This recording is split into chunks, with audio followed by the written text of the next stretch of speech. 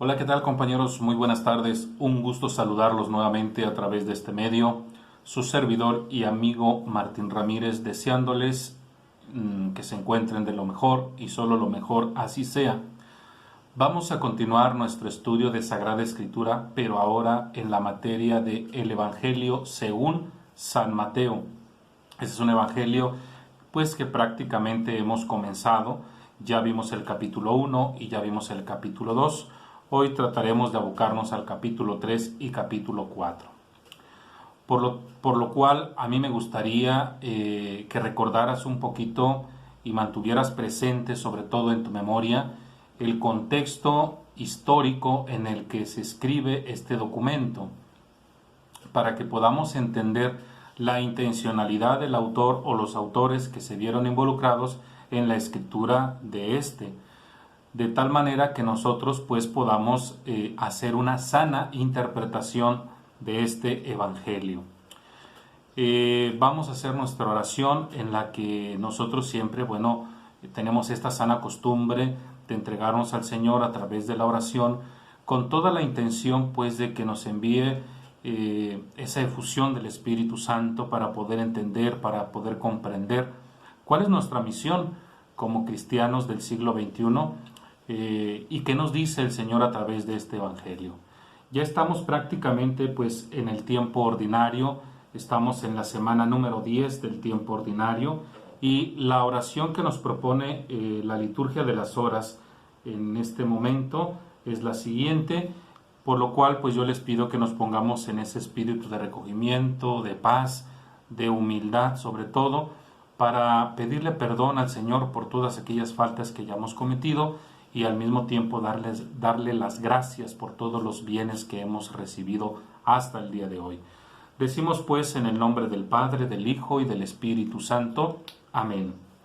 Dios nuestro, que con el escándalo de la cruz has manifestado de una manera admirable tu sabiduría escondida, concédenos contemplar con tal plenitud de fe la gloria de la pasión de tu Hijo, que encontremos siempre nuestra gloria en su cruz. Por nuestro Señor Jesucristo, tu Hijo, que vive y reina contigo en la unidad del Espíritu Santo y es Dios por los siglos de los siglos. Amén. El Señor nos bendiga, nos guarde de todo mal y nos lleve a la vida eterna, así sea. Pues bien, cuando nosotros estudiamos Sagrada Escritura, hay un periodo que se le llama el periodo intertestamentario. Para que se entienda, es aquella época que va del siglo III, si tú quieres, al primer siglo antes de Cristo. Estaríamos prácticamente hablando de aquel momento en que viene la víspera, termina el Antiguo y comienza el Nuevo Testamento. A ese periodo se le conoce como el periodo intertestamentario o también se le conoce como el judaísmo tardío. ¿Por qué estoy hablando de esto? Porque para nosotros es muy significativo conocer cuál era las expectativas de ese judaísmo tardío, en la que definitivamente la idea, la concepción de el Mesías o el futuro Mesías se estaba intensificando más y más. De tal manera pues que simultáneamente incluso a Juan Bautista y a Jesús, pues hubo muchos predicadores, incluso antes de Jesús también hubo algunos, en el que las masas, por ejemplo, pues de pronto veían en él al Mesías que las Escrituras, donde las Escrituras le mencionaban, ¿no?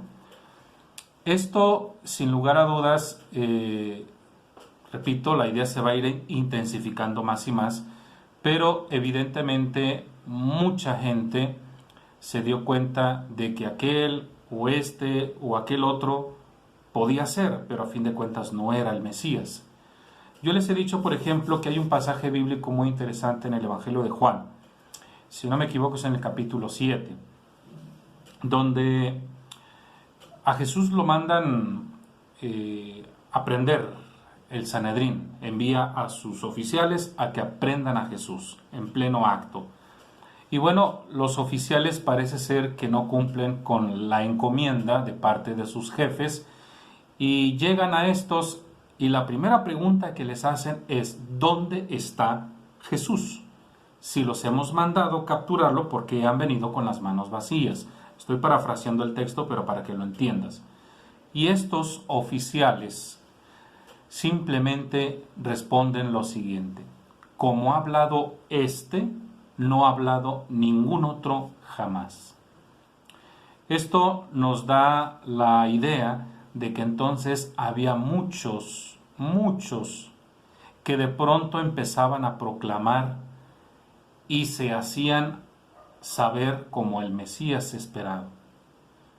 Por eso es que en el Evangelio Jesús dirá: guardaos de los falsos profetas.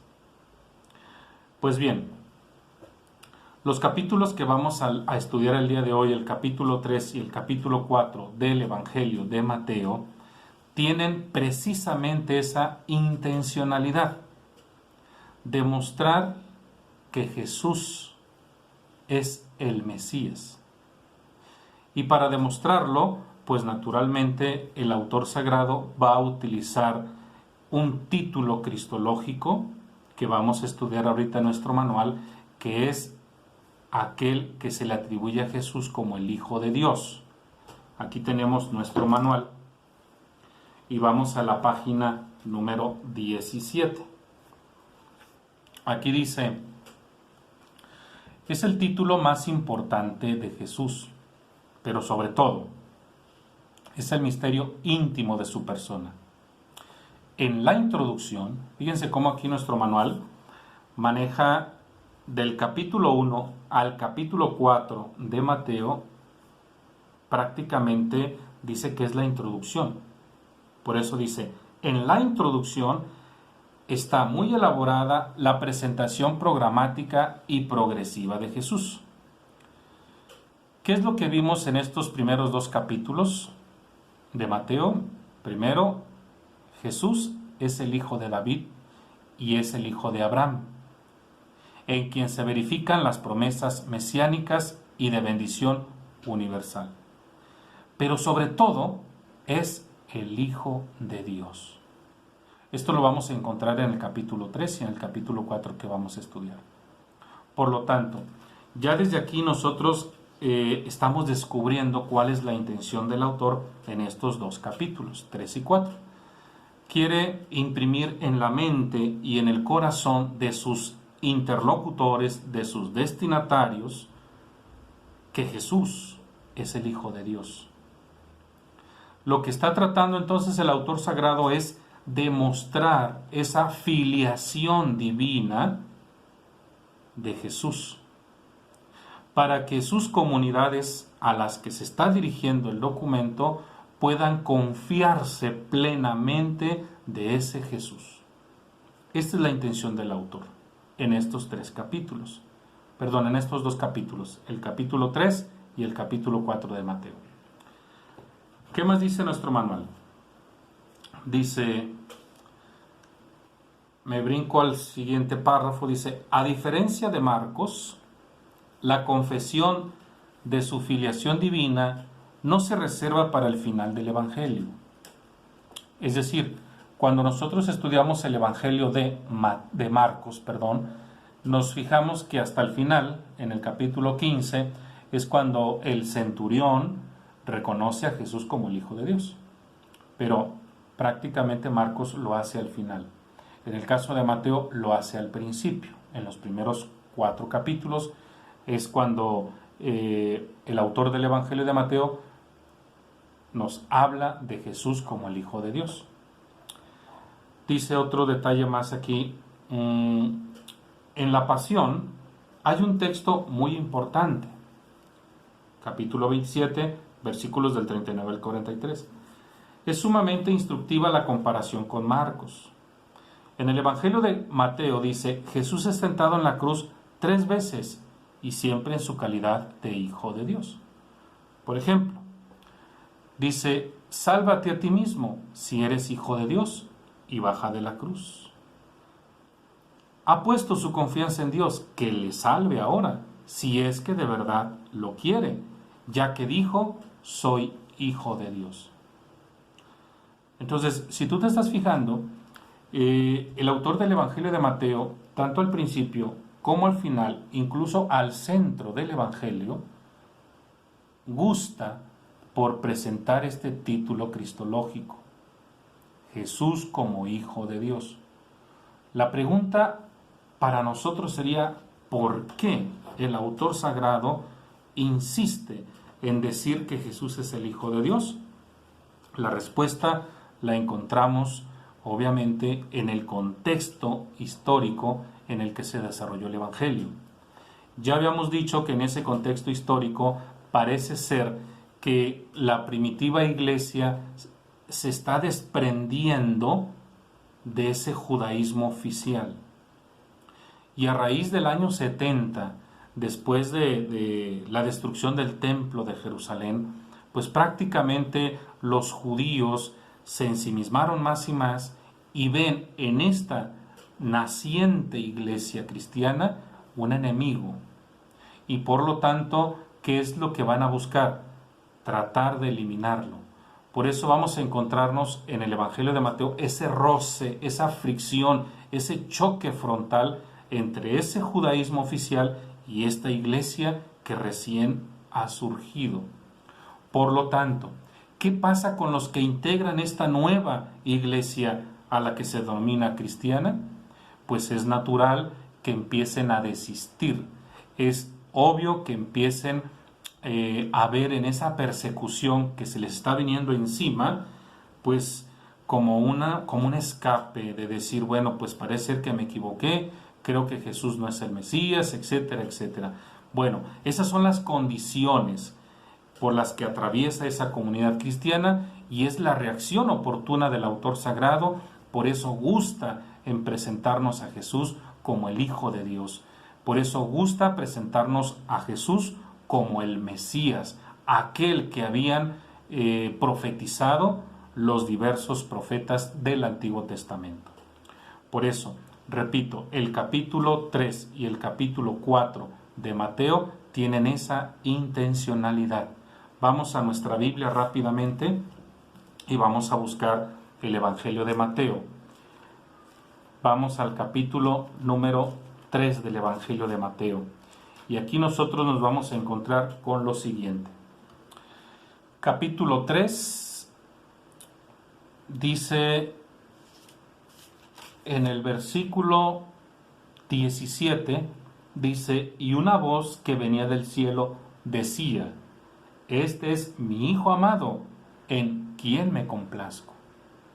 Y luego en el capítulo 4, en el versículo 3, dice, el tentador se acercó entonces y le dijo, si eres Hijo de Dios. Y luego me voy al versículo 6, y le dijo, si eres Hijo de Dios. Y luego me voy al siguiente texto. No, nada más hasta ahí. Me brinco ahora al versículo 12 del capítulo 4, versículos 12 hasta el 16, donde dice, al oír Jesús que Juan había sido encarcelado, regresó a Galilea, dejó Nazaret y se fue a vivir a Cafarnaúm, junto al lago, en la frontera entre Zabulón y Neftalí, para que se cumpliera lo anunciado por el profeta Isaías. Es decir, esta última perícopa del capítulo 4 no tiene otra intención sino ratificar lo que se viene diciendo. Jesús es el Mesías profetizado y esperado por el pueblo judío. Claro que vamos a detenernos de manera más detallada en el capítulo 3 y en el capítulo 4, porque también el autor pretende otras cuestiones. No nada más demostrar que Jesús es el Hijo de Dios, sino que también en estos dos capítulos vamos a encontrar que el autor sagrado nos está proponiendo algunas actitudes para precisamente convertirnos en verdaderos seguidores de Jesús. Ahora voy a retomar este libro, El Tesoro del Escriba, porque aquí hay un apunte que quiero compartirles. En la página número 23, dice aquí el autor de este libro, dice, en la sesión anterior, o en la clase anterior, leímos los evangelios de la infancia. ¿Cuál es el evangelio de la infancia? En Mateo, el capítulo 1 y el capítulo 2. La intención del evangelista Mateo era ayudarnos a tomar conciencia de quién es Jesús. En el encuentro de hoy daremos un paso más en ese descubrimiento de su identidad.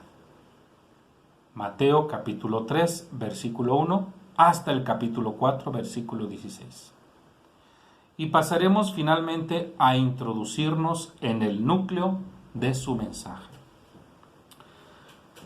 Mateo presenta unos hechos de la vida de Jesús que le sirven para unir el relato de la infancia con el comienzo de su misión.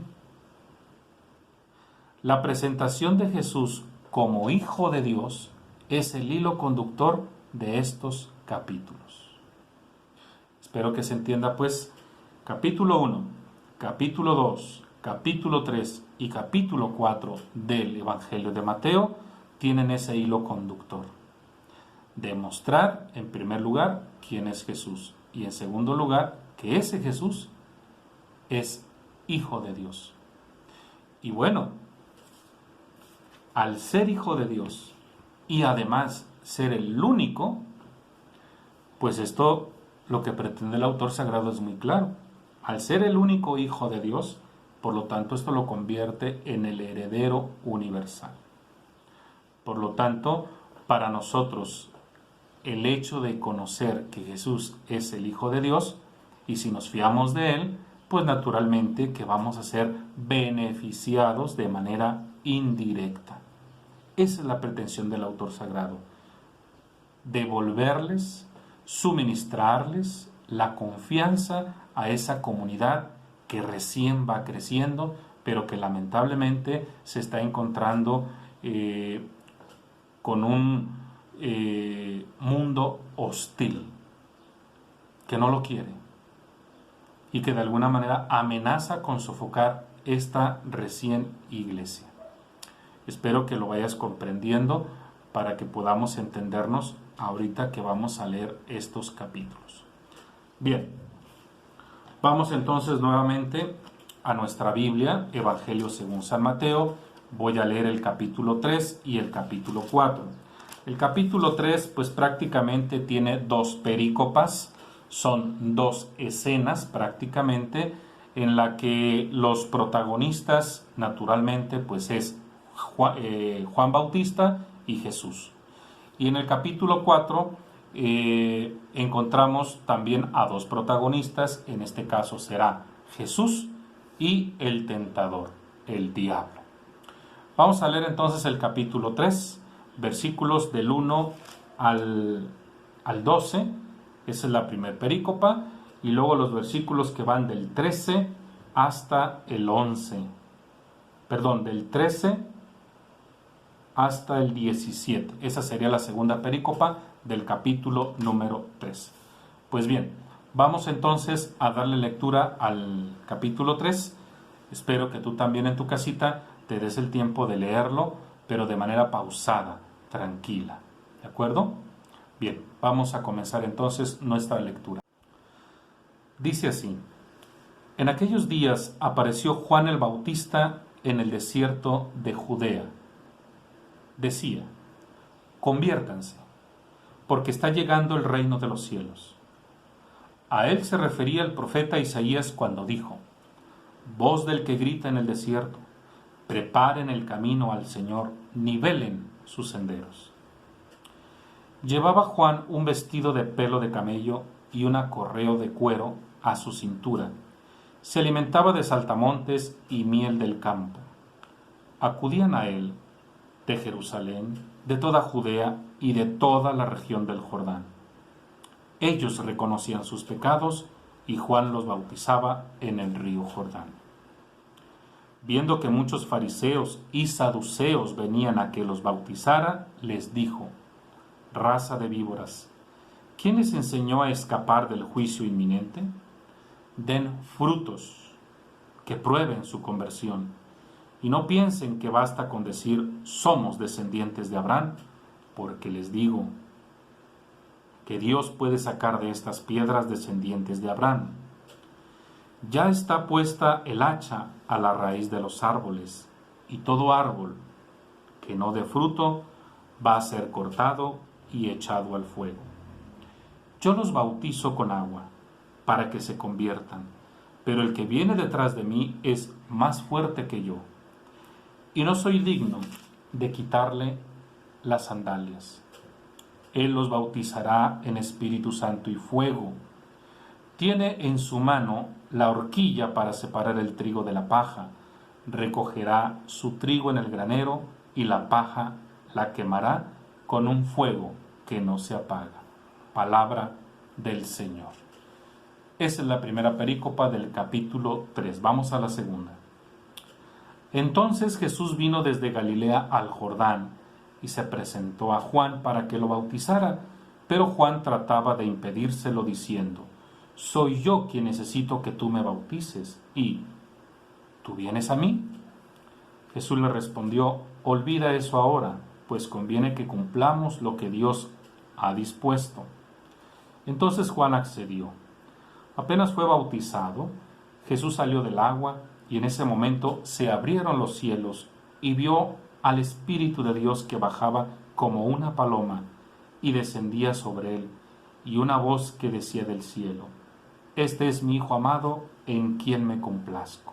Palabra del Señor. Vamos a hacer un pequeño análisis a este capítulo 3, porque tiene mucho que decirnos.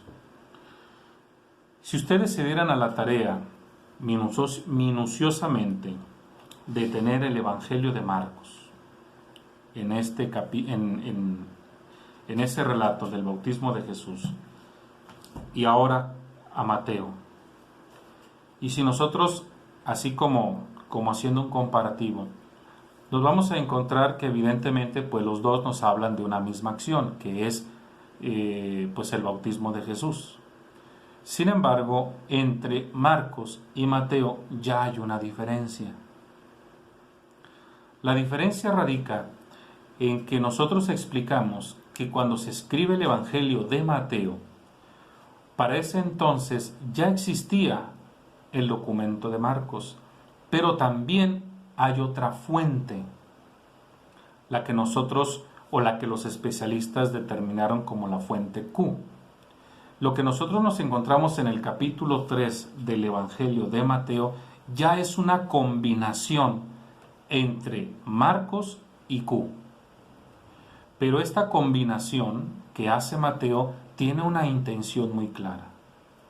Por ejemplo, si nosotros nos fijamos, vamos a darnos cuenta claramente que, por ejemplo, Marcos no habla de esos fariseos y saduceos. Por supuesto que no. Entonces, el autor del Evangelio de Mateo, ¿cuál es la intención de hacer este agregado?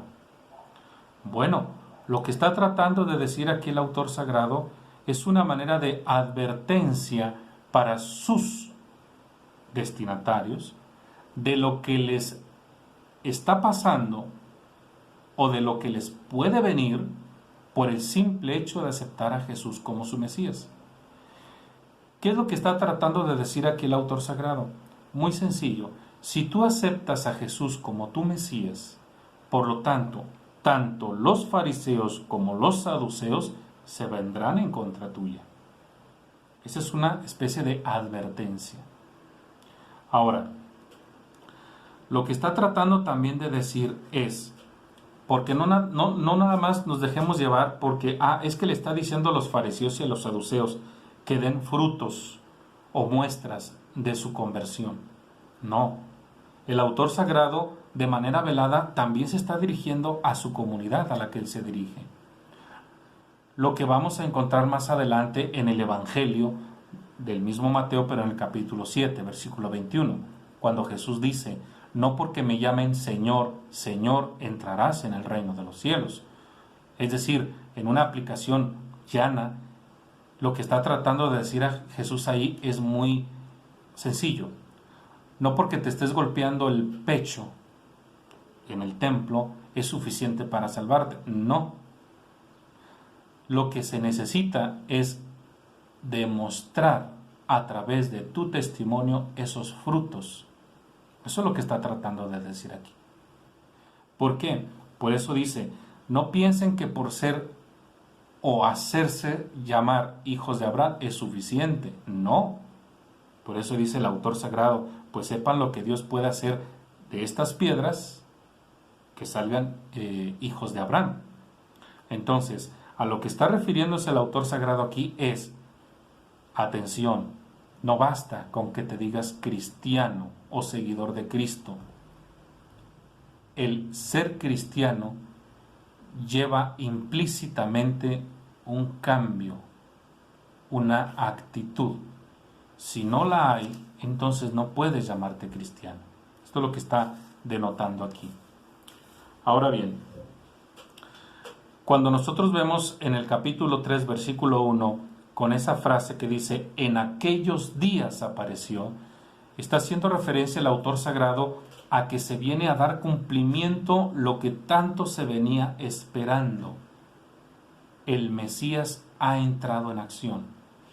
Es un cambio de tiempo. El tiempo escatológico que se estaba esperando en el periodo intertestamentario que yo les expliqué, ahora se está cumpliendo aquí. Y luego nos vamos a... El autor sagrado está utilizando aquí en el versículo 11, dice: yo los bautizo con agua para que se conviertan, pero el que viene detrás de mí es más fuerte que yo.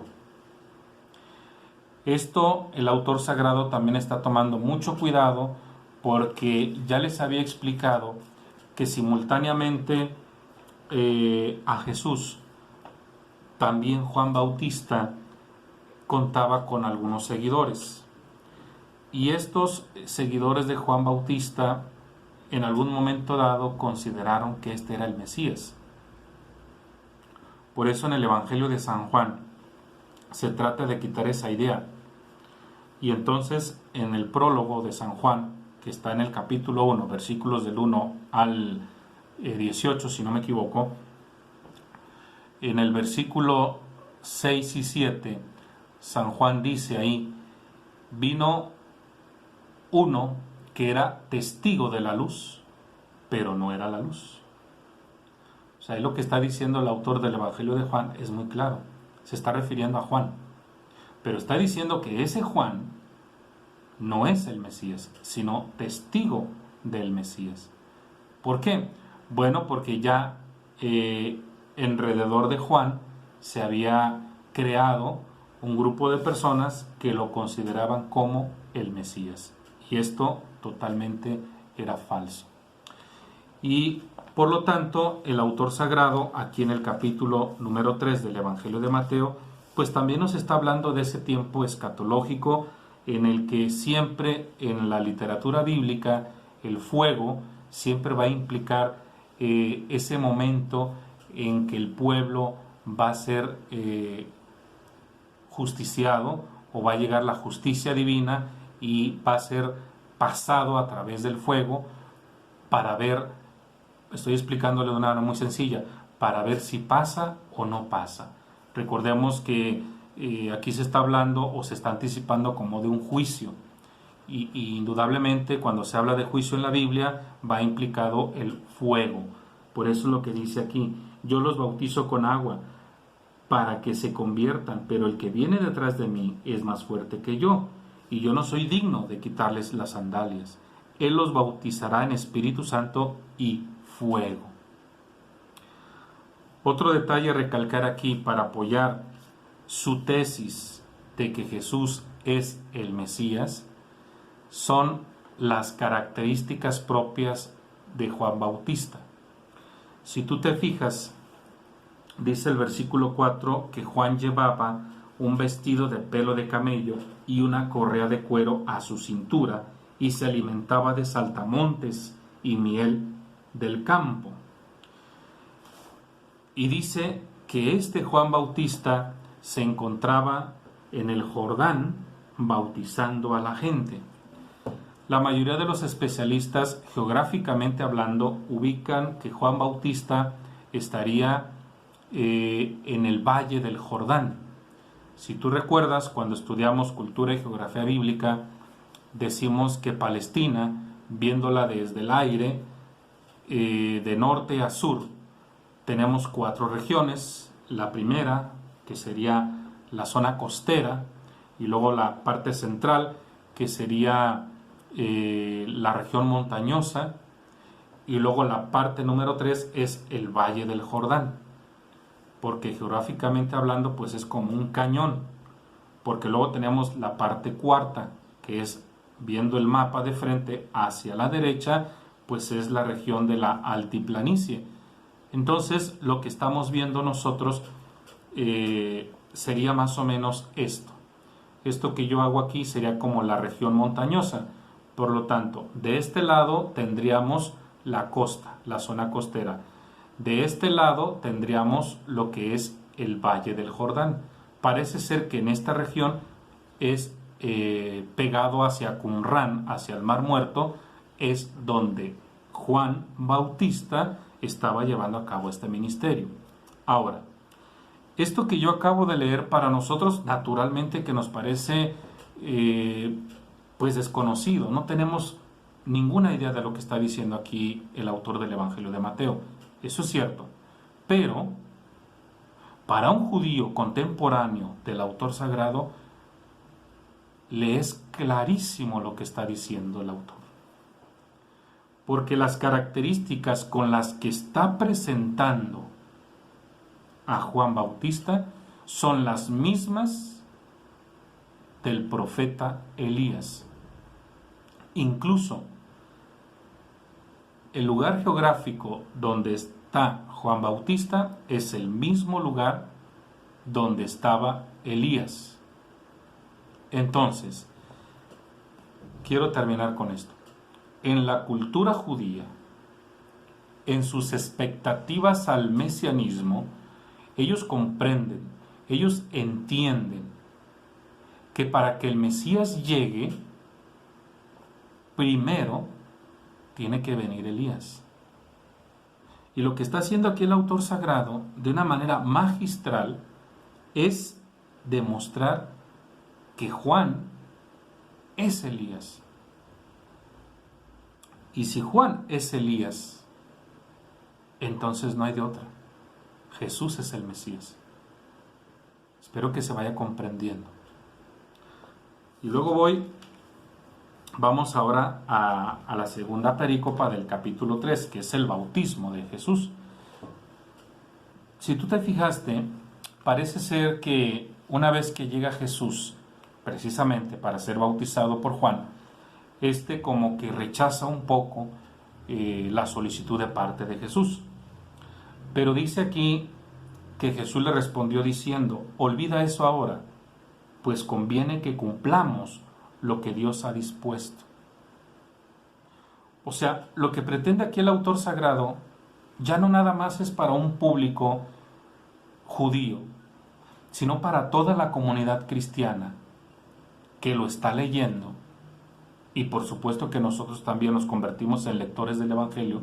Lo que está diciendo aquí, que para ser un verdadero cristiano es de suma importancia acatar la voluntad de Dios. No basta entonces con decir soy cristiano, no. Es importante acatar la voluntad de Dios. Por eso le está diciendo: olvídate de eso, Juan. Conviene que cumplamos lo que Dios ha dispuesto. Conviene que hagamos la voluntad de Dios y no nuestra voluntad. Es la de Dios. Y ese va a ser el proyecto de Jesús a partir de aquí. no hacer otra cosa sino la voluntad del Padre. Por eso cuando estudiamos en el Evangelio de San Juan los títulos cristológicos, podríamos nosotros hacerle un interrogatorio a Jesús y le preguntaremos, primera pregunta a Jesús, ¿de dónde vienes? Su respuesta, ¿cuál sería? Del Padre. Segunda pregunta, ¿a dónde vas? Al Padre. Tercera pregunta, ¿y qué haces? Lo que el Padre me dice. Entonces, si tú te fijas, aquí hay un mensaje para la comunidad lectora del Evangelio de Mateo. Y si nosotros ahora somos lectores del Evangelio de Mateo, es lo mismo. También nosotros tenemos que hacer la voluntad del Padre. Por eso en el capítulo 7, más adelante, versículo 21, que yo les decía, dice, no todo el que me dice Señor, Señor, entrará en el reino de los cielos, sino el que hace la voluntad de mi Padre que está en los cielos. Yo creo que esto es muy claro. Yo se los he dicho más de una vez. No necesitamos ser grandes teólogos para entender el mensaje de Jesús, puesto que este está claro. Que nos hagamos, eso es otra cosa, pero eso está clarísimo. Conviene que cumplamos o que hagamos lo que Dios ha dispuesto. Y entonces dice aquí, Juan accedió. Juan accedió. Convirtámonos pues nosotros también en un Juan y accedamos a la voluntad de Dios, no nuestra voluntad, la voluntad de Dios. Otro detalle que a mí me llama mucho la atención aquí, que tú lo puedes comparar con tu Biblia, es en el Evangelio de Marcos y en el Evangelio de Lucas, Mateo tiene una variante, porque dice en el versículo 17, una voz que venía del cielo decía. El Evangelio de Marcos y el Evangelio de Lucas, fíjate lo que dice. Voy a Marcos rápidamente. Marcos. Dice el versículo 11, capítulo 1 de Marcos. Se oyó entonces una voz que venía del cielo. Tú eres mi Hijo amado, en ti me complazco. Esto también lo dice Lucas. Pero fíjate lo que dice Mateo, porque hay un cambio. Dice Mateo, y una voz que venía del cielo decía, este es mi Hijo amado, en quien me complazco. Es decir, aquí el autor del Evangelio de Mateo está tratando de dejar en claro que la voz que viene del cielo, no se lo está diciendo única y exclusivamente a Jesús, sino que se lo está diciendo a todos los que están ahí. Es una manera de dejar en claro ese título cristológico. Jesús es el Hijo de Dios. Y lo que pretende el autor sagrado es que la comunidad a la que él se dirige le quede clarísimo, que no tenga ninguna duda al respecto. Nosotros ahora somos lectores del Evangelio de Mateo. Por lo tanto, la misma intención es para nosotros. Que no te quede la menor duda que ese Jesús es el Hijo muy amado de Dios. Lamentablemente, porque esta es la realidad que vivimos, ¿verdad? Yo me he encontrado con personas que de pronto se jactan de decirse cristianos, pero no dejan de tener sus dudas, sus reservas.